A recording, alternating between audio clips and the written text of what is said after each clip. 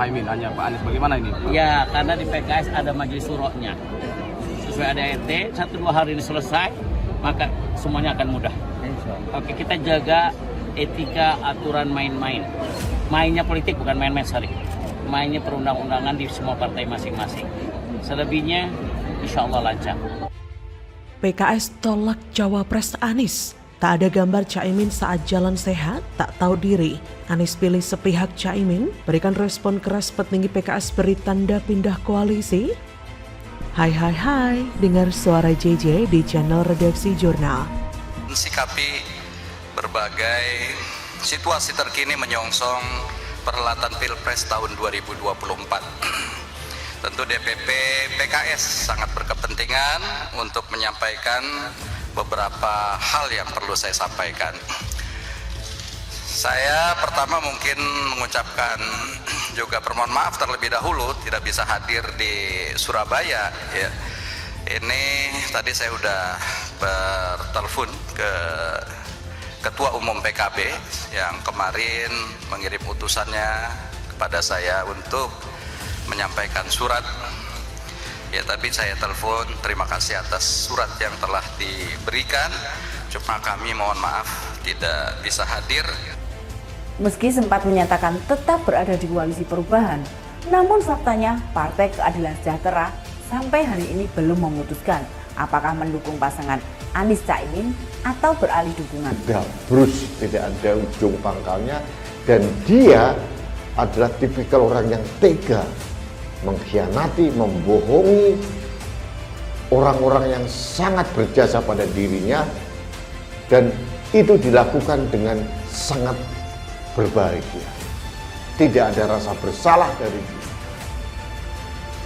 Jadi karakter seperti inilah jangan dipilihlah jadi presiden. Itulah saya mohon sih. Ini untuk Indonesia, bukan untuk saya. Saya tidak mempunyai dendam pribadi dengan Anies Baswedan, saya nggak kenal. Tapi saya hanya berupaya menyelamatkan Indonesia.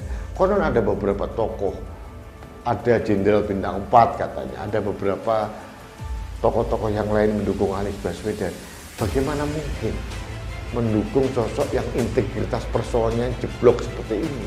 Seperti dilansir dari laman CNN Indonesia, Ketua Fraksi Partai Keadilan Sejahtera (PKS) Jazuli Juwaini menyentil Anies yang membangun kerjasama dengan PKB secara sepihak. Jazuli mengatakan itu usai Anies mengakui dirinya dan Ketum Nasdem Surya Paloh sepakat mengusung Ketua Umum PKB Muhaimin Iskandar tanpa berdiskusi dengan PKS ataupun Demokrat.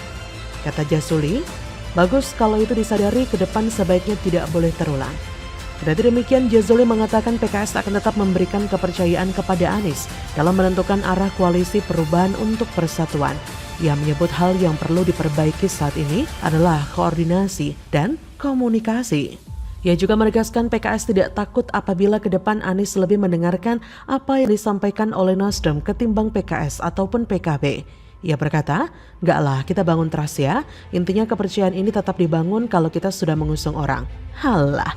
Sebelumnya, Anies mengakui Ketua Umum Nasdem Surya Paloh bersepakat menjalin kerjasama politik dengan PKB tanpa berdiskusi dengan PKS dan Demokrat. PKB mulanya berada satu koalisi dengan Gerindra, Golkar, dan PAN yang mengusung Prabowo Subianto. Sementara Anies bersama Nasdem, PKS, Demokrat dalam KPP. Kini, Demokrat sudah menyatakan keluar dari KPP. Anies menceritakan pada Selasa 29 Agustus terjadi kebuntuan di tim 8 soal bakal cawapres. Perwakilan Demokrat ingin AHY segera dideklarasikan sebagai cawapres. Sementara, perwakilan Nasdem tak ingin deklarasi dilakukan segera. Kata Anies, ini sebuah ijtihad. Kemudian Pak Surya Paloh memilih opsi ambil kesepakatan dulu. Terus kemudian jelaskan, memang ada resiko. Resikonya ada perasaan seperti dilewatkan, ditinggalkan. Kata Anies dengan tanpa malu di acara Mata Najwa. Loh, enteng sekali Anies mengatakan hal tersebut. Seolah jika sudah didukung Nasdem, kemudian posisi capres dan bahkan posisi presiden sudah erat ada dalam genggamannya. Wah, jumawa sekali. Padahal jika bukan karena Demokrat dan PKS, ente gak akan bisa maju nis. Segampang itukah ente berkhianat? PKS pun nampaknya juga sudah mulai gerah dengan ulah Surya Paloh. Pasalnya, partai dakwah itu hanya dijadikan ban serep atau tidak dianggap sama sekali. Terbukti ketika PKS dulu mengajukan Aher untuk jadi cawapres Anies, auto ditolak Nasdem. Padahal, Aher juga bagian dari koalisi perubahan. Di samping itu, ia merupakan mantan gubernur provinsi dengan DPT terbanyak se-Indonesia, yaitu Jawa Barat. Artinya, orang ini cukup potensial. Tapi lagi-lagi bagi Nasdem, kader PKS nggak ada artinya. Dan yang paling parah adalah ketika Nasdem memutuskan Caimin untuk jadi cawapres Anies tanpa melibatkan PKS sama sekali. Dan saat deklarasi Anies Caimin juga tidak ada atribut PKS di lokasi deklarasi. Hingga pernyataan pedas keluar dari mulut elit PKS. Kata Ketua DPP PKS Al-Muzammil Yusuf, "Kami menyesali apa yang terjadi, Caimin jadi cawapres Anies. Koalisi 3 partai itu tidak akan mengalami goncangan apa-apa ketika masuknya PKB dengan cara yang smooth." Terakhir, PKS pun balas dendam. Tak ada satupun gambar Caimin di acara apel siaga yang mereka gelar di Sumut baru-baru ini pada 3 September.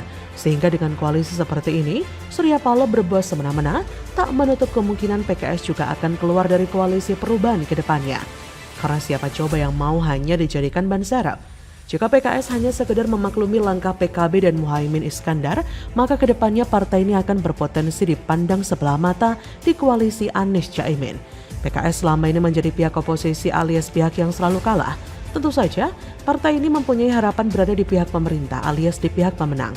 PKS haruslah jeli memilih poros koalisi. Kira-kira mana koalisi yang akan keluar jadi pemenang? Itulah yang didekati PKS. Mending pikir-pikir lagi deh, wahai PKS, kayaknya sih bakal kalah lagi deh. Cie, kalah kok hat-trick? Bagaimana menurut Anda? Ini kan barat terlalu kredit kalau cuma satu pintu. Terlalu kredit ini kalau cuma satu pintu nggak akan nampung. Tolak JIS jadi markas macan Kemayoran. The Jackmania sebut JIS nggak layak jadi kandang Persija. Baru sekali jajal langsung ambruk. Anies malah salahkan dan bahayakan supporter. Kopla. Karena Jakmania lah kelompok yang paling teriak lama minta dibikinin stadion. Nah sekarang tiba-tiba Pak Anies bangunin stadion. Tapi ketika kita launching gitu, disitulah kita menemukan beberapa hal yang ternyata belum dilengkapin.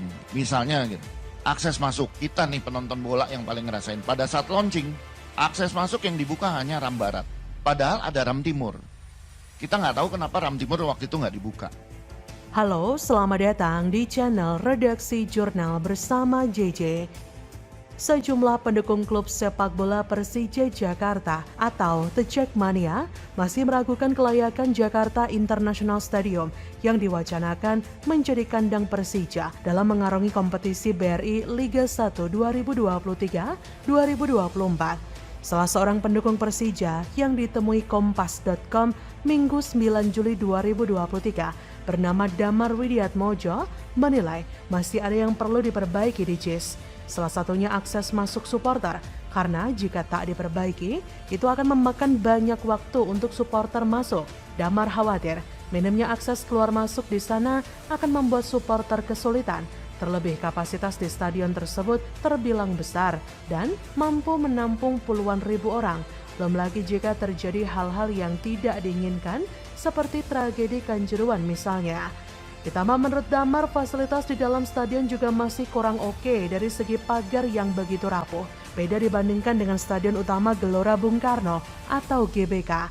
Selain Damar, salah satu The Jackmania asal kota Bekasi, Denny Putra, hampir sama dengan Damar. Ia menilai bahwa stadion itu masih perlu sedikit direnovasi. Menurutnya, renovasi patut dilakukan pada sarana dan prasarana yang mendukung stadion tersebut. Salah satunya adalah akses pintu masuk dan keluar. Bahkan dari salah satu politisi, Arya Sinulinga, mengunggah bukti bahwa pintu masuk Stadion JIS harus direnovasi. Bahkan dalam video yang ia unggah di akun Twitter pribadinya, Arya Sinulinga memperlihatkan para supporter Jackmania sangat kesulitan ketika mau masuk stadion, bahkan sampai desak-desakan. Dalam narasi cuitannya, ia mengungkapkan bahwa ia mendapat video itu dari salah satu pendiri supporter Persija Jakarta, The Jackmania.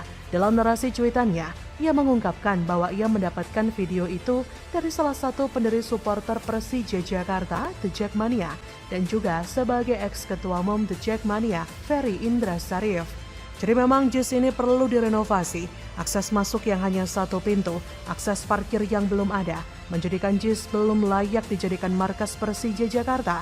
Bahkan, The Jackmania sendiri pun mengakuinya. Sebagai informasi, PJ Gubernur DKI Jakarta Heru Budi Hartono sebelumnya memberi sinyal bakal menjadikan JIS sebagai kandang klub sepak bola Persija. Kemungkinan itu dibahas Heru dalam pertemuan terbatas dengan manajemen Persija Jumat 7 Juli di Balai Kota Jakarta. Meski begitu, Heru tidak secara tegas memberikan lampu hijau kepada tim berjuluk Macan Kemayoran untuk menjadikan JIS sebagai kandang. Heru hanya mengatakan jika pemerintah Provinsi Jakarta siap mendukung dan mendorong kemajuan Persija. Dari sini kita bisa melihat betapa lucunya Anies yang katanya cerdas, berwawasan, pintar, yang menurut Dr. Tifa sangat sulit dipahami rakyat yang rata-rata ber-IQ 78. Tapi membangun satu stadion saja masih meninggalkan banyak masalah. Pokoknya asal jadi, bisa dipamerkan dan dibanggakan. Betapa malunya Anies saat ini di mana JIS mau dipakai tapi tidak layak sehingga lagi-lagi pemerintah pusat harus turun tangan, renovasi lagi, sesuai standar pula. Artinya selama ini masih belum sesuai standar ya. Terlebih Jackmania sendiri mengakui keburukan dan bahayanya JIS jika digunakan untuk markas Persija Jakarta, yang mana bukan hanya membahayakan para pemain tapi juga supporternya. Dari sinilah Anies akan mau membuktikan pada dunia bahwa kualitas dirinya masih tidak sesuai standar yang layak. Ya iyalah, sumber resapan aja udah bisa jadi bukti toh. Melakukan apapun jarang tuntas dan akhirnya harus diselesaikan pemerintah pusat. Menjijikkan, gitu kok bisa kerja. Bagaimana menurut Anda?